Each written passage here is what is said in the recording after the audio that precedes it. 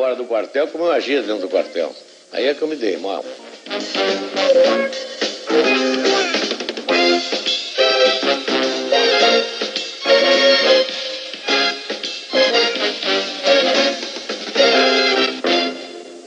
No início de agosto do ano passado, quando o presidente teve a primeira crise séria de dores nas costas e foi internado num hospital aqui de Brasília, eu tentei visitá-lo como amigo, mas fui barrado como jornalista. Então eu escrevi uma carta para o presidente e ele me respondeu com esse cartão. Meu caro Alexandre, estou muito alegre com a sua carta. Venha me visitar como amigo e não tenha receio de se portar como jornalista. Isso me encorajou a pedir uma entrevista ao presidente. Eu falei com ele e ele me disse que estava disposto a conceder a entrevista. Mas isso já faz mais ou menos 6 meses. Eu imagino que durante 6 meses o presidente protelou a entrevista porque não queria que ela fosse confundida com uma influência no processo sucessório. Depois ele me falou que na sua democracia o presidente não tem candidatos e não nomeia o sucessor. Presidente, e o seu candidato? Dizem que no fundo, eu por exemplo recebi uma informação que no fundo o seu candidato era o Costa Cavalcante. No fundo o meu candidato era o que a convenção indicasse. Mas o Costa Cavalcante estava entre aqueles que eu preferia que fosse indicado. Mas o senhor um dia disse para o Armando Falcão que o Aureliano poderia ser o... Disse, uns 2 anos e meio antes da sucessão, ele me perguntou na casa do meu filho e disse: o Aureliano Chaves é um bom candidato. Apenas isso. Disse, seria um bom candidato. O senhor não quis indicar ninguém, não quis ter candidato, fez questão de não ter. Não quis indicar ninguém de propositadamente, porque acho que o presidente não deve indicar ninguém. Mas interpretaram esse seu cruzar de braços diante dos candidatos como que o candidato seria o senhor, que o senhor seria candidato o senhor mesmo, que o senhor queria reeleição ou prorrogação ou mandato tampão. Eu estava muito satisfeito com a presidência da República.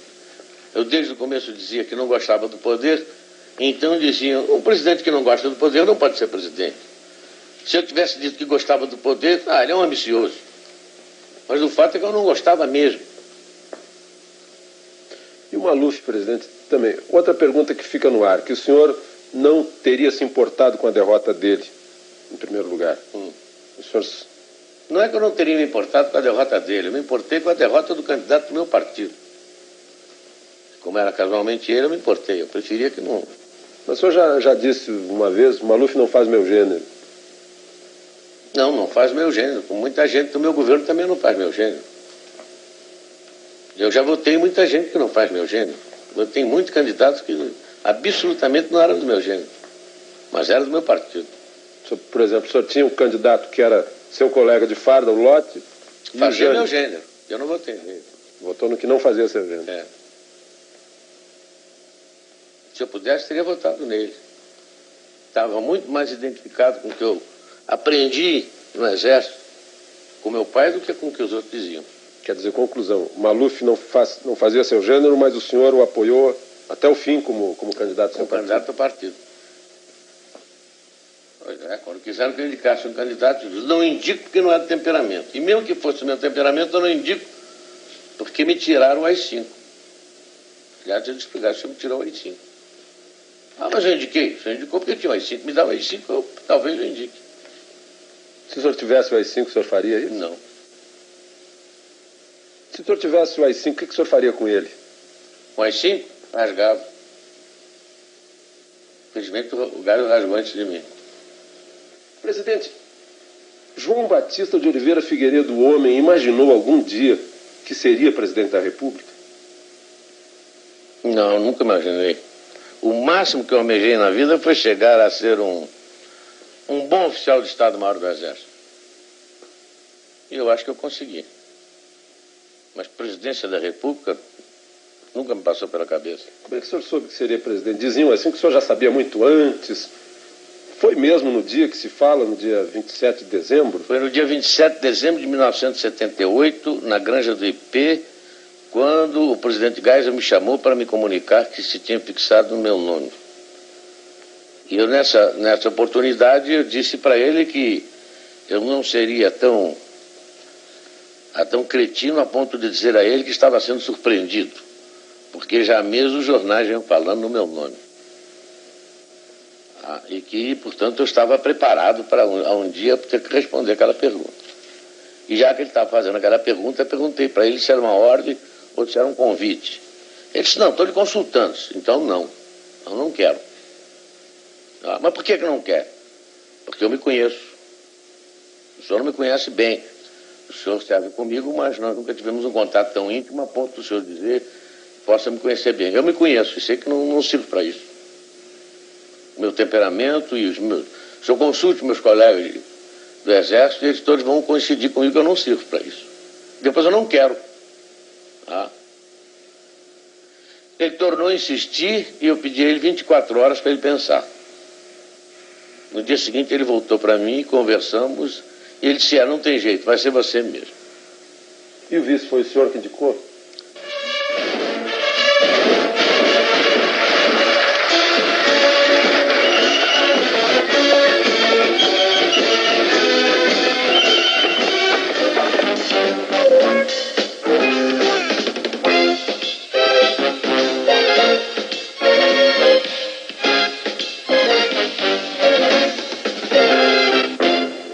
Foi o senhor que indicou?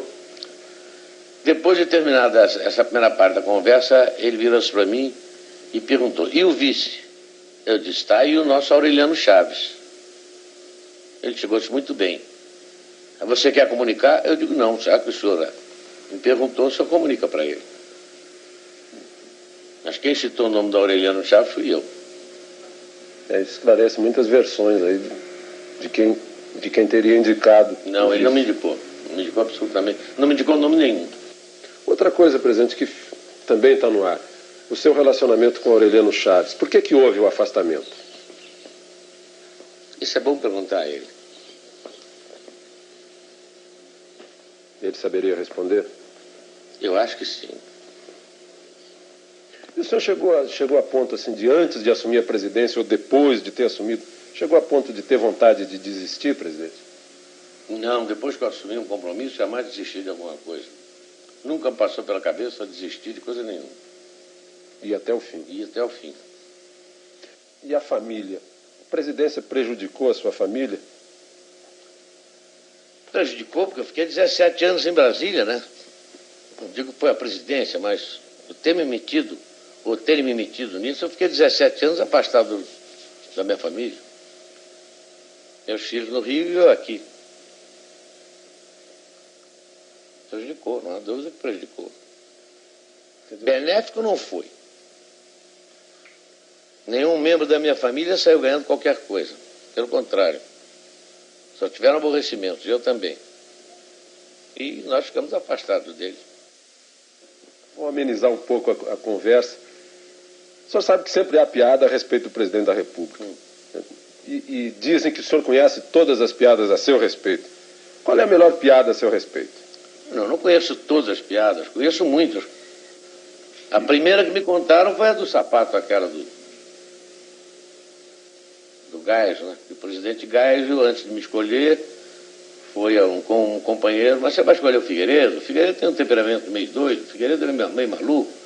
Por que você não se fixa num outro elemento? E que o Geisel, então, aconselhado por esse companheiro, teria consultado um psicanalista.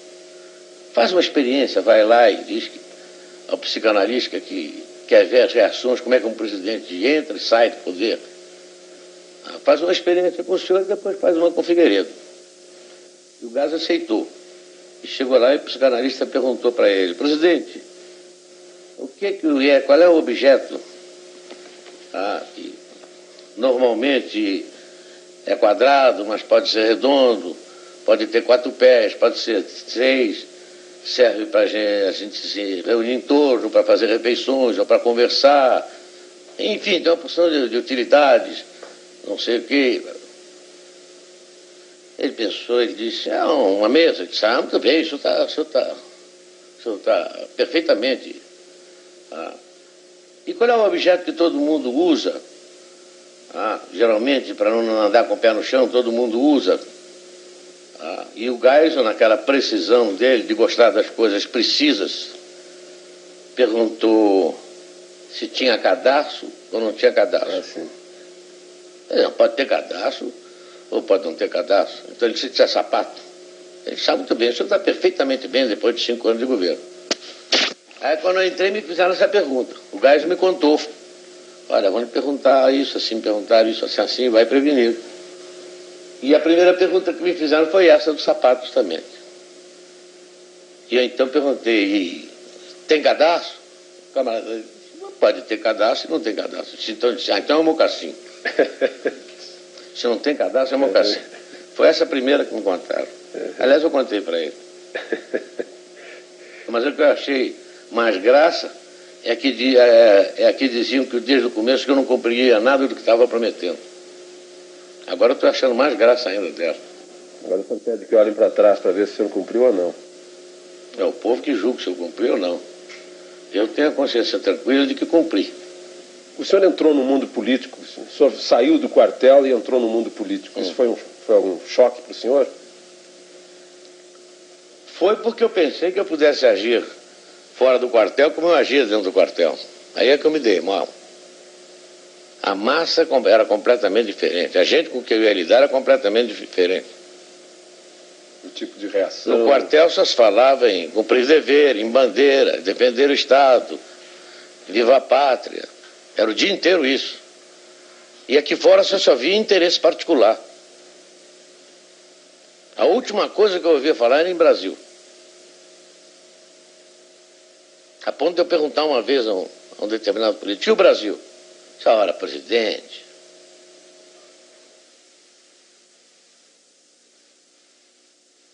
Vou pensar melhor. Absolutamente. É para abrir, quer dizer, general? É para abrir mesmo, e quem quiser que não abra, eu prendo, arrebento. Mas no episódio do Rio Centro houve quem esperasse que o senhor prendesse e arrebentasse. A quem? Foi fácil, o senhor fez o projeto, saiu tranquilo, não teve resistências. Não foi fácil. Só foi fácil por causa da compreensão dos companheiros das Forças Armadas, que apoiaram e acharam que estava na hora da Revolução provar que de fato queria democracia. E nesse aspecto todos me ajudaram. Volta de Brizola foi tratado e foi considerado como palatável. O Brizola? É. O Brizola, desde o começo, quando o repórter me perguntou, eu achei até um desaforo a pergunta que ele me fez. Se o Brizola ganhar, leva. E agora, estamos aqui brincando de eleição, menino. Se eu quisesse que o Brizola não fosse eleito, eu não teria dado anistia para ele. Aliás, como era a proposta do MDB, né? A proposta do MDB, eles não voltariam. Voltariam e não poderiam ser eleitos. E não poderiam ser eleitos. Aliás, uma pergunta semelhante foi no dia da sua posse. Perguntaram para o senhor, mas o senhor vai mesmo fazer desse país uma democracia? E eu brincando disse, eu prendo, arrebento, não sei o que lá. Está aí o presidente que nós elegemos, prende e arrebente. Mas o senhor disse prendo e arrebento. E no episódio do Rio Centro, o senhor, enfim, o senhor fez essa democracia, está aí, chegamos à eleição, o senhor não precisou prender nem arrebentar. Mas no episódio do Rio Centro houve quem esperasse que o senhor prendesse e arrebentasse. A quem? Aos autores. Mas quais foram os autores? A justiça me disse quais foram os autores? O senhor não... estava sob o regime constitucional, não tinha AI-5 na mão. Fiquei esperando que a justiça falasse. Sem o AI-5... Se eu passasse por cima da justiça, aí sim, poderiam dizer que era um regime discricionário. Mas todo mundo queria que eu fizesse isso. Talvez seja até o uso do cachimbo deixa a boca torta. Todo mundo esperava que o senhor adotasse uma atitude de AI-5. Pois é. O senhor precisou decretar medidas de emergência que estão na Constituição. E o general Newton Cruz foi o executor dessas medidas. O senhor acha que ele agiu bem ao executar essas medidas? Muito bem. Agora todo mundo se queixa do exagero do Newton. Mas se naquela época não tivesse sido executadas as medidas de emergência, eles tinham executado a marcha sobre Brasília e haveria pressão sobre o Congresso. E mesmo com medidas de emergência, você se lembra como é que foi a votação. E agora o general Newton Cruz foi tirado do comando militar do Planalto. Ele foi punido? Não, ele foi promovido, porque ele foi chefiar foi ser subchefe de um departamento, que é o que cabe ao posto dele como general de divisão. E Nem eu permitiria que ele fosse punido por não cometer transgressão nenhuma.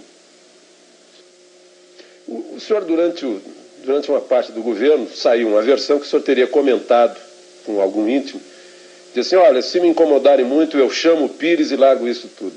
O senhor disse não, isso de mesmo? fato, numa reunião com alguns ministros, eles começaram a tocar em assuntos que estavam me desgostando já há tempos, e insistiram no assunto. E eu, brincando com eles, disse, olha, se insistirem nesse assunto, eu chamo o Pires e vou embora. E eles caíram na gargalhada. Mas isso foi em ar de brincadeira. E foi uma vez só. E aí generalizou-se de que eu chamaria o Pires. Mesmo porque não caberia chamar o Pires. Se eu tivesse que ir embora, teria quem chamar. A Constituição diz quem é que teria que ser chamado. Vice-presidente. Ah. Agora, foi uma brincadeira minha. Presidente, por falar em chamar o Pires, a Veja publicou na outra semana, uma versão de que no segundo semestre do ano passado teria estado na iminência de haver um golpe militar. O senhor leu essa versão? O que o senhor acha? Li depois de me chamar a atenção e achei muita graça. Porque eu nunca estive na iminência de dar um golpe. Sempre que houve possibilidade de alguma coisa, eu entrei e valeu. Jamais passou pela cabeça do general Pires aquilo. Aquilo ali foi a maior história de ficção que eu já li na minha vida. Tem ali algumas meias-verdades e alguns assuntos que nós possamos ter discutido. Mas na reunião preliminar com os ministros, com os presidenciáveis, eu discuti com os ministros militares. E um dos assuntos foi esse, as hipóteses possíveis. E essa hipótese foi completamente riscada. Eu tenho aí a cópia do documento, eu redigi e todos eles assinaram o documento.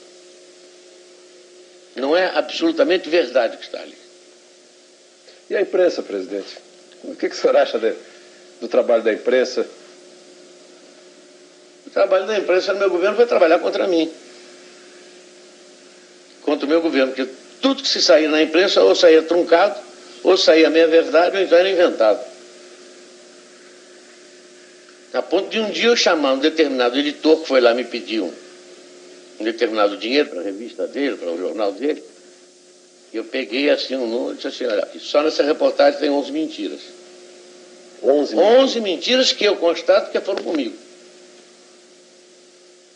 Por exemplo, quando saem versões de conversas aqui de dentro, o senhor se encontra com políticos, sai versão de conversa. Algumas vezes os políticos ouvem, estão aqui em casa, ouvem e contam. Tem alguma coisa de verdade. Outras vezes não tem absolutamente verdade nenhuma. Como é que o senhor... Quer dizer, o senhor fica meio sem ter meios de... Não, às vezes eu mando agradecer ao político a veracidade com que ele contou a conversa. Já muitas vezes aconteceu isso. A fidelidade com que ele repetiu. Quando eu me expressei ontem a respeito do comício, foi um pensamento meu. Foi uma colocação má minha. Eu não me subexpressar. Eu desejo fazer uma retificação. O senhor, afinal, disse ou não disse para o Franciscato que o senhor queria estar no comício das diretas no Rio de Janeiro? Nesses últimos 6 anos, muitas perguntas ficaram no ar sem resposta. Eu trouxe essas perguntas aqui para a residência do Torto para fazê-las ao presidente. Presidente, eu vou começar por um episódio lá da Espanha. O senhor, afinal, disse ou não disse para o Franciscato que o senhor queria estar no comício das diretas no Rio de Janeiro? Não, não disse, jamais disse a ele.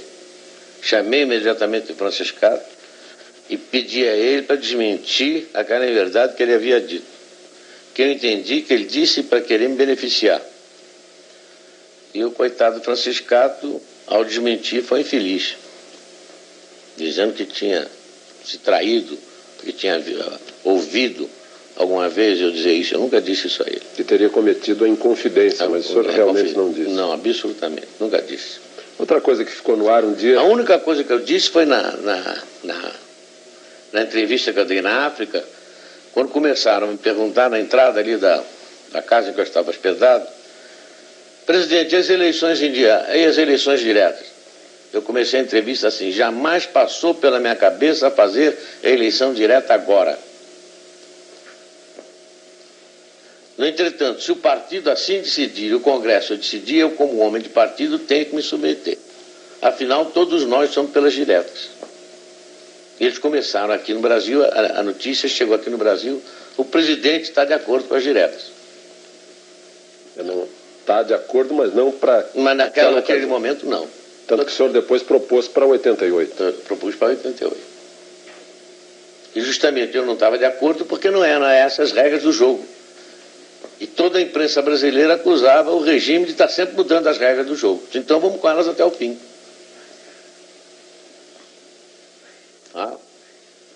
As regras do jogo foram até o fim e ganhou o candidato da oposição. O senhor lamenta isso?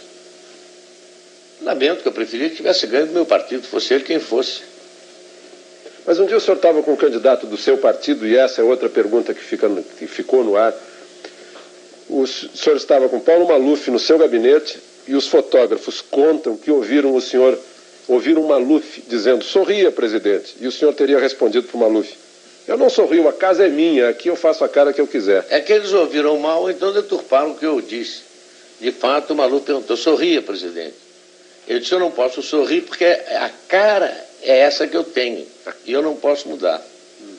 Então confundiram cara com cara. Eu admito que tenha sido isso. E admito que tenha sido um ou dois fotógrafos só que ouviram. Presidente, um episódio lá do início, antes do seu início de governo. Aquela versão do cheiro do povo e o cheiro do cavalo.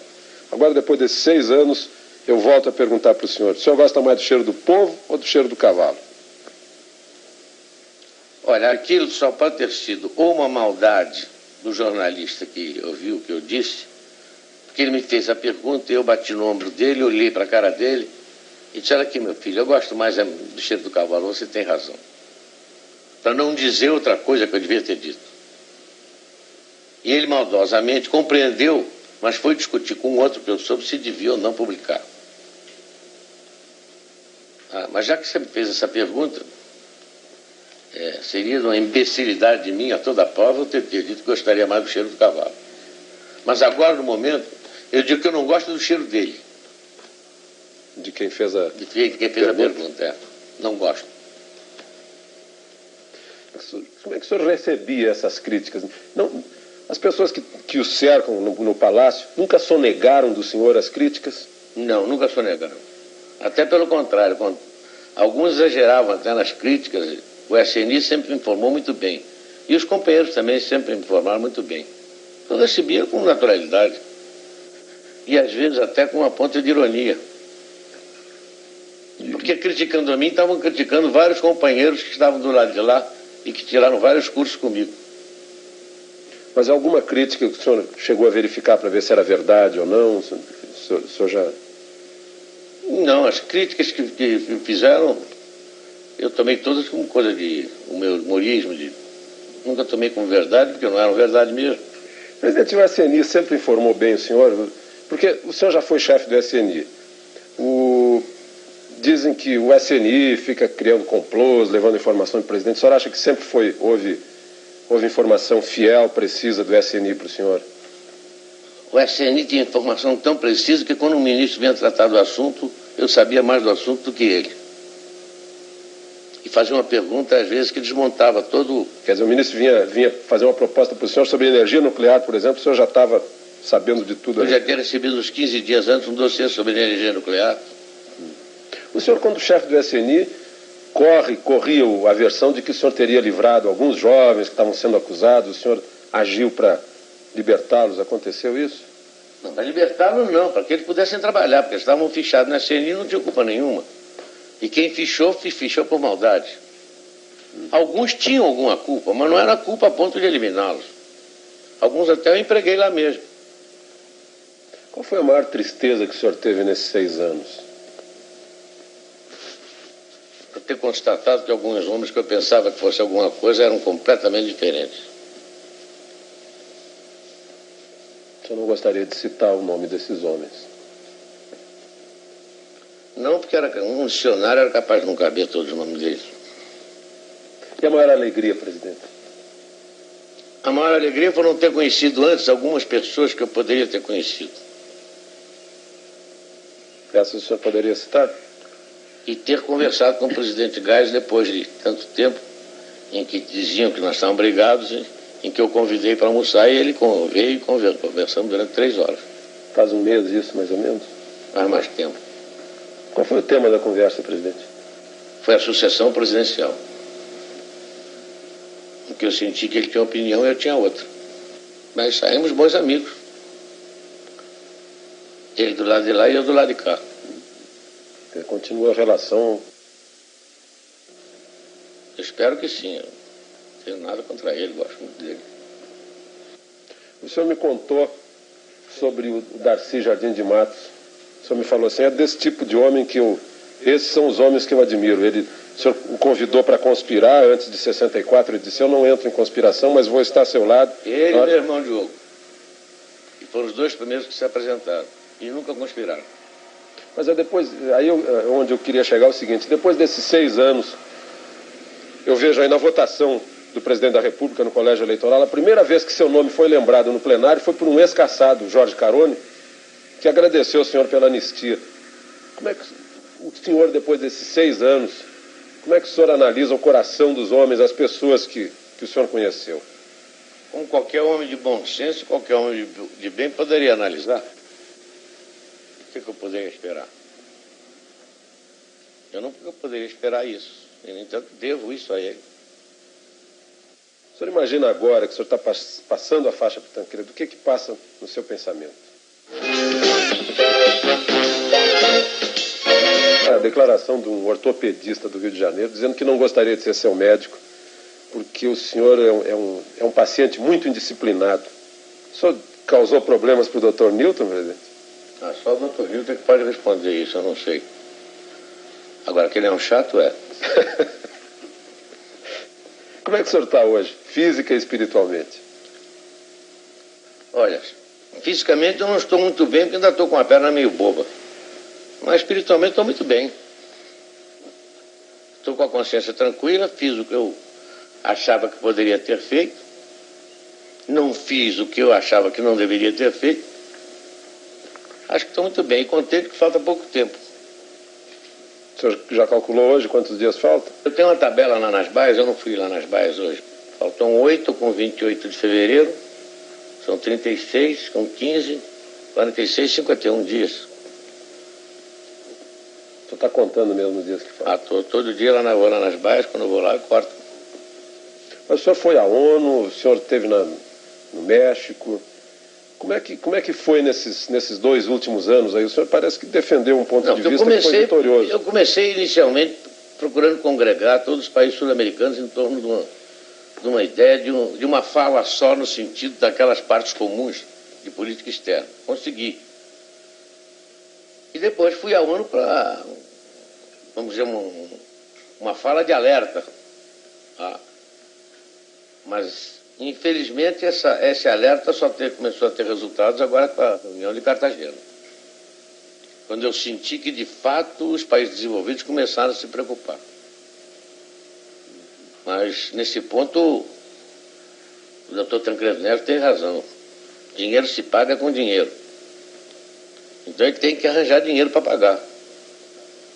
O senhor sempre pagou a dívida com dinheiro? Sempre paguei dívida com dinheiro. Não paguei com a miséria do povo, não paguei com dinheiro mesmo.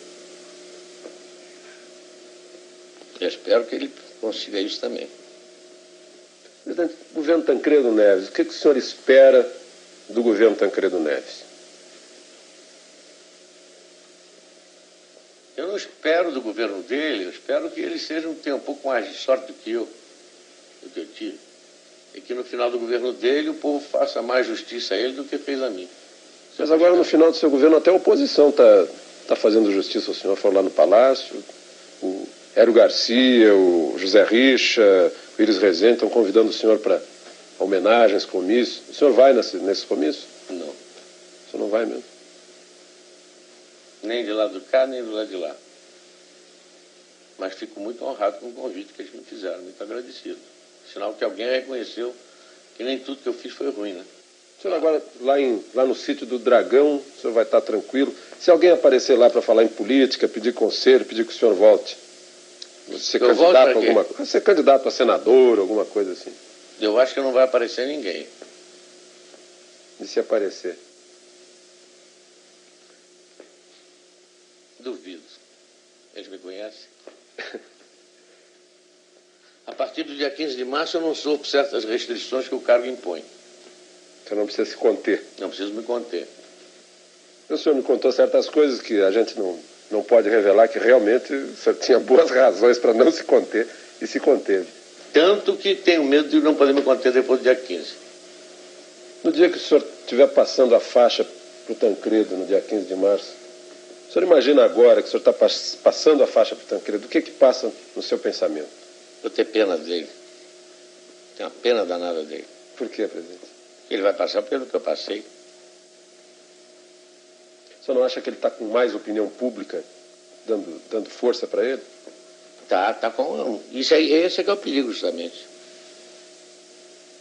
É que ele está com o apoio da opinião pública, está todo mundo esperançoso que ele possa fazer milagre, mas ele já disse que não vai fazer milagre, porque ele é um homem inteligente e sabe que não pode. Ele esteve aqui conversando com o senhor. Ele jantou comigo aqui uma vez, há uns 2 ou 3 anos atrás, e esteve no Palácio outro dia. Esteve no hospital me visitando. E várias vezes encontrei com ele em solenidade, em Minas, aqui mesmo. Essa passagem de serviço o senhor já abriu a ele? Ele já está, de certa forma, sendo ouvido? Já, eu disse a ele que tinha todos os órgãos do governo à disposição. Ele, Se ele quisesse, eu mesmo estaria à disposição dele para qualquer coisa. Inclusive nessa questão de fechamento da renegociação da dívida? Não, isso nós não tocamos. Agora, apenas disse a ele que iria ser difícil. Porque se dependesse do governo americano, muito bem. Mas não depende do governo americano, depende dos banqueiros americanos. Presidente, hoje, se o senhor olhar para trás nesses 6 anos, e na hipótese que eu acho que para o senhor seria uma péssima hipótese, se eu tivesse que assumir a presidência da República, que coisas que o senhor fez que não faria? E que coisas que o senhor deixou de fazer que faria? Coisas, fatos... atos, ações de governo. Alguns fatos aí, alguns atos e fatos, talvez eu não tivesse feito, não deram certo. Outros que eu não fiz, talvez eu tivesse feito, talvez dessem certo. Agora, uma coisa que eu acho que faria, não faria novas relações. Relações pessoais. Eu queria ficar com os amigos que eu já conhecia há 50 anos. Eu fui muito infeliz com as relações novas que eu fiz. Elas o surpreenderam. Desagradavelmente. Teria sido, o senhor me desculpe, teria sido ingenuidade política sua? Ou esperteza política deles, ou as duas coisas. Ou um julgamento demasiado severo a respeito da minha inteligência.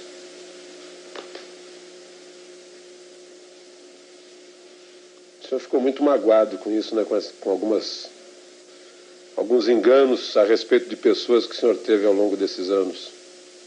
Fiquei magoado e fiquei surpreendido. Com alguns eu não fiquei magoado porque eu já esperava. Com outros eu fiquei magoado porque eu não esperava. Porque eles sabem que nunca poderiam esperar isso de mim. E a prova disso é que até hoje tentam falar comigo.